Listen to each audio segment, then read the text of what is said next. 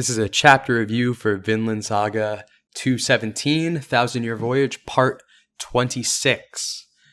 So we had a break in December, like I anticipated. Unannounced break, but last year we had the same thing. So we have a new chapter here at the end of January. And this one more than makes up for not having a chapter last month. This was practically 2 chapters in one. So let's talk quickly about my previous expectations before we get into this. With last chapter ending on Thorfinn and Misekbekwe finally sharing the same perspective, I expected this chapter to continue with them and lead to the 2 main story threads, Einar's and Thorfinn's, finally rejoining. Hild also mentioned that she did not see much activity at the fort when she scouted the area, so I expected we would finally see the disease has already started spreading within the main new army. We've seen the rats, so it was pretty much guaranteed to hit them soon. Of course, the big event I have been anticipating for some time is a counterattack from the Norse, who will now feel justified in their violence in order to defend their home and bring meaning to the lives that were already lost. If disease did finally start spreading and the Norse caught onto it, they would see it as an opportunity to finish the job, not as a chance to evacuate. I suspected that Thorfinn's group might converge with the rest of the Norse after this counterattack has already begun, with Thorfinn seeing his brother Einar already lost to the storm of violence. Regardless, I absolutely expected that this war would continue to spiral out of Thorfinn and Misekbekwe's control. So, with that, let's begin the read-through.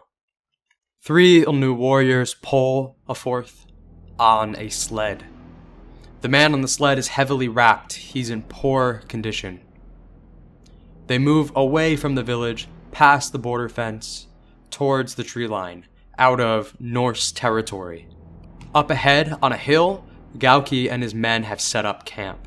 One of them points out the approaching warriors, and Gawki orders to call them over. Gawki and his men have established themselves away from the battlefield under the guise of being in charge of provisions, likely in preparation for this exact scenario. Gawki's companion begins to question the warriors, but one of them ignores it and instead chastises them for failing to bring any food, still ignorant to Gawki's true intentions. One of the other warriors does answer the question though, explaining that they've come to cordon off the area, that their allies are a mess, and that they should stay away from the battlefield for their own good. They begin to ask for food, but Gawki, realizing that disease has spread and opportunity has come, tells them not to come any closer. Gawki's men draw their bows and fire on the 3 warriors, killing their own allies. He tells his men to finish here before the next ones show up, showing that it was his plan all along to slowly pick off groups of retreating Ulnu over time once the disease took hold. This actually gives some context to a line in chapter 213 from Gawki, where he said, "Now we just need to control their food, and the problem will solve itself." I had thought he was referring to the Norse when he was saying this, but he was actually referring to his own Ulnu allies. Gawki's men call him over to the sled, where he finds that the warrior they were pulling was actually Muin. Muin, still alive, lays immobile and vulnerable on the sled. Gawki toys with him, questioning him for abandoning his men on the battlefield. Seeing Muin breathing heavily and sweating, they realize he has caught the disease. Still conscious though, Muin calls them bastards and asks what they're doing. Gawki explains that he intends to prevent sick people like him from leaving. Just light a bonfire and the sick come like moths to a flame. They've isolated the disease to the perimeter of the Gippi tribe, and they will not allow anyone who fought in the war to pass it. By what authority, Muin demands, and Gawki finally intends to present it. He has the most powerful authority on the island, because while all the big shots like him die from war and disease, Gawki's tribe has remained healthy. As he says this, he unsheaths the final piece of his claim, Ivar's sword. Muin is shocked, and Gawki continues to taunt him. Do you understand what this is? It's the thing you wanted. Pretty, isn't it? Suitable for the new ruler of this island, isn't it? Muin weakly begins to question why Gawki has it, but Gawki has no interest in more conversation. He says, "You've always been an eyesore, Muin," and stabs Muin in the throat. He pulls the sword out, blood dripping from its sharp edges. He has finalized his claim to power. As Gawki cleans the blood from the sword, one of his men calls attention to a group approaching from the tree line. Thorfinn's group has arrived. Niska is visibly concerned by this sight, but Thorfinn remains stone-faced. His eyes trained on the sword he insisted they leave behind. The warriors draw their bows and demand that they stop, asking Misekpekwe to explain what is going on. Misekpekwe introduces Thorfinn as the chief of the Nords, explaining that Thorfinn will not harm them and only has business with the stone beneath them. Gawki and his men are confused. With their bows still drawn, they allow Thorfinn to slowly walk towards their camp. Thorfinn approaches their bonfire without a word, and to the dismay of the warriors, he kicks the fire off the stone they used as a base. Beneath the charred remains, now tainted by the flames, lies his cenotaph, his single word of peace still remaining after all it has endured. He reaches down to lift it, but struggles with his injuries. Coming to his side, though, Hild and Pulimuk gently insist he not strain himself. Together, both Norse and Ilnu raise the monument of peace once more. One of the warriors asks Niska what the rock is, and although she doesn't know, Thorfinn provides an explanation she can translate for them. He says it is an important object and asks that they simply leave it as it is. With that, Thorfinn says farewell and begins to leave, before Gawki tells him to wait. Gawki introduces himself as the chief of the island and says he has a favor to ask. Thorfinn, with little choice in the matter, stops to listen, his expression carrying a mix of exhaustion and disdain for the circumstances. With Gawki's goal of usurping power now achieved, he wants to finish the war, but he does not want to fight the Norse himself and risk getting sick. As this conversation happens, Misekpekwe looks down at Muin's lifeless body. Despite their complicated circumstances since this war began, the loss of life still pains him. Gawki continues, saying that he wants to take Thorfinn with them in order to convince the Norse to hurry up and leave. Niska begins to translate, but Thorfinn can tell by the circumstances. They want to use him as a hostage. Thorfinn, already intending to go to the fort regardless, tells Gawki to come with him if he wants. Niska translates for Gawki, and he's pleased to see he didn't need to do much convincing here. As they walk, Hild advises Thorfinn, warning him that Gawki killed his own comrades and that he has Ivar's sword. Thorfinn solemnly says he knows. You see men like that on the battlefield sometimes. How can I describe it? Men who don't know pain, but really, they're men who love war and murder. Men who are utterly indifferent to the pain of others. Honestly, I don't know how to deal with them. I came here to escape from those kinds of men, but they're here in Vinland too. I can't outrun them. How to deal with them that's my life's work. Finally, thinking back to the Norse world Thorfinn wished to run from and the clean slate he believed Vinland would represent, Thorfinn realizes that wherever he runs to, men like this will already be there. He can no longer hold onto the solution of getting away from it, of starting fresh with a foundation of peace on the other side of the world, because Thorkel was right. There's war here too. He must accept that in order to achieve true peace, he needs to confront this reality rather than run from it. Meanwhile, the fort continues to stand, and outside its walls the Ilnu army barely remains, blighted by injuries, hunger, and disease. Thorfinn's group, now joined with Gawki, approaches the camp. Thorfinn and his companions look over the terrible devastation. Misekbekwe pained most of all as he sees a sight much like the one he had been desperately trying to prevent this entire time. Pulamuk suggests he calls for help from the Gitpi tribe. Since they had overcome the disease once before, they should be able to come and help now. Misekbekwe shakily agrees as he recovers from the crushing weight of responsibility and regret. He has to help as many as possible to minimize further loss by his war. The remaining warriors begin to panic seeing Nords in their camp, but Gawki tells them that Thorfinn is an envoy for a ceasefire, that they should not come any closer if they want to live. Atop the wall of the fort, a Norseman notices Thorfinn and Hild, alerting their ranks that they have been taken prisoner. Vargar climbs up on the wall and calls to Thorfinn, ready to assemble their remaining forces to help him immediately. However, Thorfinn explains that there's no point, that they will kill him before Vargar can attack, and the only way to save him is to negotiate. Vargar hesitates. He knows Thorfinn is right. Cautiously peeking from behind the wall, Bug-Eyes frantically asks why Niska is here, telling her that he can interpret on his own and that she needs to get away.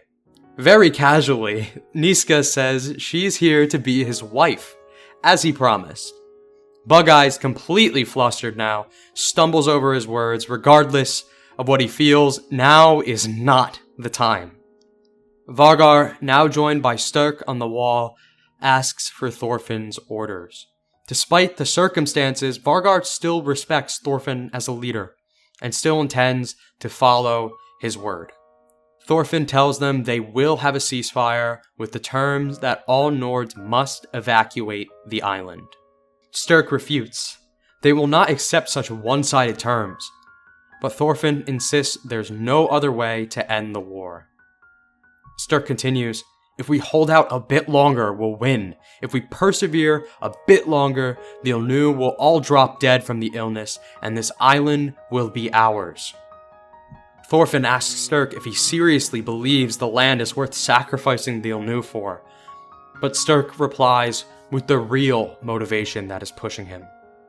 There have been casualties. It's too late to withdraw. Will you make the deaths of our comrades meaningless, Thorfinn? Sturk could care less about the land itself. What he does care about is his brother's final order, to be a strong leader for the sake of all the people depending on him. He cannot let their deaths be meaningless, because they are all an extension of Ivar's. He cannot admit to himself that this war he helped bring to them has taken his brother to a meaningless end. He cannot just end it without victory. Thorfinn, going along with Sturk's words, says that if he truly thinks he can win, why not attack the Ilnu while they're in no condition to fight? Sturk's silence confirms what Thorfinn already suspected. The Norse no longer have that kind of military strength left either. Sturk postures that they are preparing an offensive, that they have enough military strength for that. But we see through his bluff with a glimpse of the devastation on the other side of the wall. Thorfinn knows it's a lie. He could see how tired everyone on the wall is. There aren't even enough people to switch off their posts with. Quietly, Vargar commands his men to prepare a bow and a rope ladder. On his signal, they will fire a volley to clear away the warriors around Thorfinn. Then he and the former Jomsvikings will gain control of the area to rescue the hostages. They will move the second negotiations break down. Although Vargar does respect Thorfinn's orders and ideals, he still sees this as a hostage situation, and he believes Thorfinn would want to be saved. To him, waiting for negotiations to break down is taking the last resort, but he is not approaching this expecting any other outcome.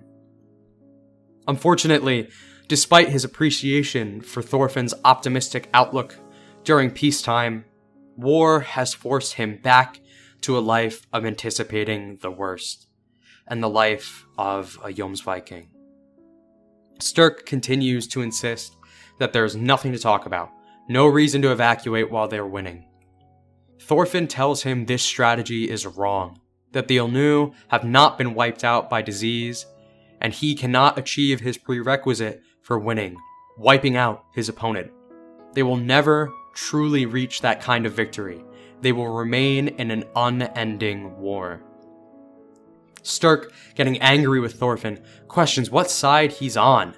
If he doesn't wish for victory, why should they rescue him? Thorfinn persists. True victory is not killing all your enemies, it's making peace with them. Thorfinn knows that ending a war by force only brings a peace that will eventually be lost when the cycle of violence returns to them. The idea that they can win through this method is flawed at its core. Sturk's anger continues to build, frustrated with Thorfinn's pie-in-the-sky ideals, but that train of thought is interrupted. He realizes Gawki is with Thorfinn. The man who killed the Ganglati took Ivar's arm and sent him into this war that claimed the only family he had left. His anger reaches a boiling point. Thorfinn, realizing he's not getting anywhere with Sturk, tries to appeal to the rest of the exhausted Norsemen. I want to live on this island as well. That would be wonderful. But this cannot be. The victory you expect now is only an illusion. Even if you are victorious today, this war will only repeat. Think, is that okay? What do you think? The men are indecisive. Even the man who executed their prisoner a few nights ago and insisted they avenge their fallen comrades is now too burdened by exhaustion to even think. Thorfinn finally calls out for Einar, asking if he's alive, to come so they can talk. Einar, sitting at the base of the wall, listening to all of this, hangs his head low, before bringing himself to his feet and ascending the wall to meet Thorfinn's call. Seeing him, Thorfinn begins to call his name once more, for a moment simply glad to see his brother, but his words are quickly lost to the sight of Einar's face. Einar looks coldly down at Thorfinn. He has been broken, and Thorfinn can see it. He knows well what this expression means. Violence has widened the rift between them, too far for Thorfinn to reach Einar as he once could. Sturk says to Einar that they should go down to continue negotiations. His eyes are set on Gawki. Up on the wall is too far from his target. Sturk and Einar lower a rope ladder and descend the wall, meeting Thorfinn for a confrontation that will decide all of their fates. And that ends the chapter. Let's get into analysis right away. I want to start with Gawki, just going in order of this chapter. We cover a lot of ground here, but let's just start at the beginning with Gawki. So Gawki usurping power from Muin is a plot point I've been anticipating, but this is not how I thought it would go. I thought that disorganization and infighting, as well as a disease, would lead to some chaotic circumstances where the Elnu force is just falling apart, and Gawki can take the opportunity to kill Muin and take power. Instead, though, Gawki once again takes a safe plan that guarantees his victory, as he did with Ivar's group before. Rather than risk his men or himself in battle, he simply set up his tribe at the perimeter, waited for disease to take down his competition, and used a bonfire to beckon weak evacuees right to him where he can easily dispatch them. I thought Gawki would want to pull the sword out at a dramatic time, to do battle with Muin and grab his power in a display of strength. Instead, he is perfectly content with the safest strategy, ending with a simple stab to the throat of his defenseless adversary. Absolutely in character. This actually makes Thorfinn's later observation comparing Gawki to the Viking warriors he was running from pretty interesting. Gawki is certainly a man who is indifferent to the pain of others, but his approach to war is not much like a Garm or a Thorkel. If anything, he's much more comparable to a Floki, which we do see here, scheming and grabbing at power without putting himself at much risk, a strategist. Still, even though he's not a brute, Gawki is not a man who hates war. And this is a type of person Thorfinn cannot run from, because the human condition is what creates men like him anywhere Thorfinn might go. Thorfinn had initially connected this to Viking culture, saying it's Viking culture that makes the violence never ending. But what created Viking culture? It all comes back to the human condition, and this is something that will repeat everywhere in the world. Despite the mistakes that resulted in violence before this new army was summoned, Thorfinn knows now that the fact that they didn't run into a man like Gawki sooner was simply luck. The premise of the Vinland experiment depended on such a man being too far to reach them. Yet here he is. This goes all the way back to the farm arc, where Thorfinn and Einar first came up with their plan to go to Vinland. They agreed that running far away from the Vikings was their only option, that convincing people around them to suddenly stop fighting would be like convincing them to stop breathing. It would just be too difficult. Now, Thorfinn has come to realize that convincing people is the only way. And that must be his life's work, regardless of how difficult it might be. I kind of skipped past it. Well, let's go back to the cenotaph. The symbolism of the Frieder cenotaph continues to just be incredibly strong. This symbol of peace was toppled over, carelessly tainted by ash and flames of war, but the engraving that gives it meaning remains. Although it has been left scarred, it is not too late to lift it once more. And through the collaboration of a Norse woman and a new man, these two people who should be made enemies by this war, it finally returns to where it belongs. These two people are brought to companionship through bonds Thorfinn has nurtured, built strong through his unending kindness. They lift it for him when he cannot. So with this, Thorfinn has restored the cenotaph as his past victims requested, but his work is far from done. So as we move over to the fort, let's just talk about the general state of war. I'd been anticipating that a strong Norse counterattack, one like Sturk threatened to do in this chapter, would be coming, but instead, Yukimura has chosen to focus on the shared damage between these two groups. Through disease and violence, both sides are suffering at this long, drawn-out siege, a microcosm of the unending war that Thorfinn warns about. This sheds more light for me on Yukimura's intent with introducing the fort. Initially, the story kind of positioned the fort as a sign of mistrust that would damage the relationship between Norse and Ulnu, which wasn't a bad observation, but this did not end up becoming an instigator for violence, though it probably did attribute to the Norse having a more paranoid mindset. It was kind of an acceptance of that mindset. Instead, though, this chapter highlights it being built as a declaration to do exactly what the Norse are doing now, to hold in place and suffer endlessly through meaningless bloodshed in a war without end.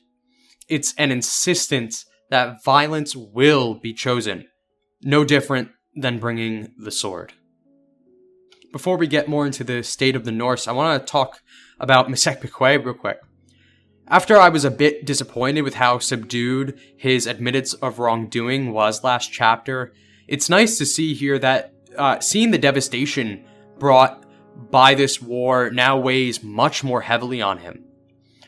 Before, he kind of had this uneasiness about it, like he could feel internally that it was wrong, but he still insisted it was a necessary thing. Now he carries a heavy regret, and I hope this is building to a much more impactful moment for him later on. His regret also leads him to agree with Polmuk that the Gitpi should be summoned for help. He blames himself for all this loss, and he wants to do everything he can to prevent further loss. But this choice may be short-sighted. Although it would take time for the Gitpi tribe to get here, this would put them in place to get caught up in a Norse attack, as I have been anticipating. Okay, once again, we have to talk about Bug Eyes and Niska. I've gone over my thoughts on their relationship before, and I had already accepted that this is likely the direction it was going, so I'm not surprised to see it continue. Ultimately, the age gap makes this feel weird. Despite the context of the time period, this manga generally tries to promote more modern sensibilities and condemn ideas that we today would consider to be inherently wrong, even if they were considered okay in the past. So yes, we can say Bug Eyes wouldn't be doing something out of the ordinary for the time by having a relationship with someone of Niska's age. It isn't unreasonable, though, for us to feel discomfort about it in the context of how the manga generally presents its moral compass. Still, as I said before, Bug Eyes having a sincere connection that is not founded on his short-sighted greed or desire is really great for his character arc. But this idea does not depend on her being so young. It would work equally well, if not better, obviously, if she was older, if the relationship seemed a little bit more reasonable to the modern reader. His reaction to Niska here is likely him just being flustered at her suddenly saying this in these circumstances, and not an indication that he does not feel the same way. However, if this leads to Bug Eyes taking responsibility as the adult and recontextualizing their relationship to not be romance, recognizing the value of this connection without needing to seek that kind of benefit, I think that would actually serve to strengthen what I like about their dynamic. I would be surprised if that's the case, though. It would certainly subvert what's been set up here, but be prepared to accept this as it looks. So now let's talk about the debate at the wall. Although the Norse are not in very good condition to launch a full offensive, they are absolutely in the mindset that I was describing that I thought would lead to a counterattack. Through the collective desire for revenge, the sunken costs of all they've lost to come this far, the illusion of victory before them, and the justification that they simply have no choice, the Norse do not agree with Thorfinn's order to evacuate. What's interesting too is now with Gawki representing the Ulnu, even the Ulnu have no interest in continuing the war. Gawki's already used the war for whatever it's worth and reached his goal for power. Now he just needs the Norse to leave, to be done with it. The pretense that the Norse have no choice is now gone. They can either give up the land and peacefully leave, or continue fighting. It can be argued that they did not have a real choice before this, that they were left with the option of defending themselves or dying, but now that choice is right in front of them. That is the real battle. Willingness to let the cycle end with you and walk away. But with all they've been through, the people they've lost, the things they have been forced to do to survive, what they stand to lose, they can't bring themselves to do it. Sturk can't do it because he can't allow Ivar's death to be meaningless. Not because he thinks it has meaning, but because he knows it doesn't, and he can't bring himself to accept it. And without a word needing to be spoken, Einar's face tells it all. This is not the face of a man who's willing to accept further loss. He will not break his promise to Arnheid, he will not lose his home again, and he has already been forced to take a life. Einar has no reason left to accept Thorfinn's terms and allow himself to become a victim.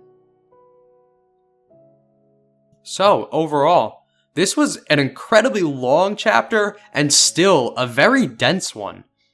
Where we've left off seems to be the start of this arc's climactic confrontation. In the farm arc, Thorfinn and Einar had their confrontation with Canute to ask for peace. But now Einar stands on the opposing end as Thorfinn still seeks the same thing. At the start of the chapter, Thorfinn believed the challenge he must face is the men who love war. But here it will be the men who hate war that he will struggle to convince. The most dangerous men, he prayed, would not be on this island. This chapter likely puts us at the end of volume 29, and considering where we leave off, it's seeming more and more likely that volume 30 will be the last. This chapter would make volume 29 8 chapters long, which is pretty much average for recent volumes. And with the pacing we're going at, we could very easily end in 8 more. For comparison, the final conversation with Canute on the farm took 2 chapters. It took 2 more chapters after that to end the arc when Thorfinn returns home to Iceland. We could very easily have this conversation, whatever fallout results from it, closure for the Vinland arc, and an epilogue all fit within 8 chapters, especially if some of them are as long as this one. With all that being said, let's talk about next chapter predictions.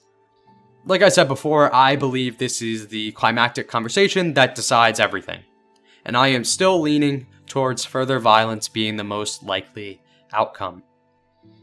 With the Gippi tribe now being summoned for help, I think my expectation of them getting caught up in the war despite never actually turning on the Norse is going to come to pass.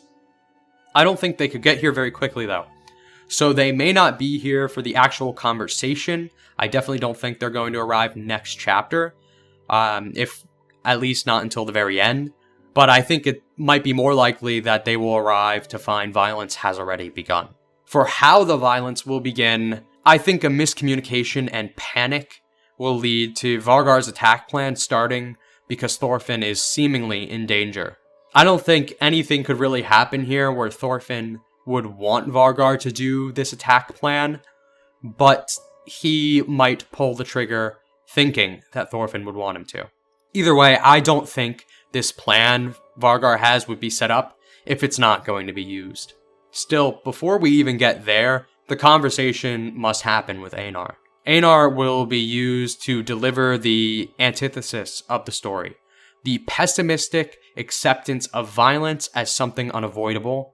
The refusal to choose a total, unfair selflessness that forces you to lose in order to protect your own enemies when they would not do the same for you. The logical refutation of everything Thorfinn and Vinland Saga represents. How Thorfinn will respond to this, despite the weight of his failure in Vinland, I'm not sure. But I still don't believe he will concede on his ideals. He will accept wherever they lead him. This chapter has absolutely set the final stage for Vinland Saga. Either an agreement will be made and we leave in peace, or the illusion of victory will lead us down the endless path of violence, until there are no more Norsemen left in Vinland to walk it. But we will need to wait a little bit longer for that, as the series is going to be on hiatus next month. So we'll have another 2-month wait for a chapter. But if it's going to be as dense and long as this one, I don't mind the wait. So, until then, thank you so much for watching.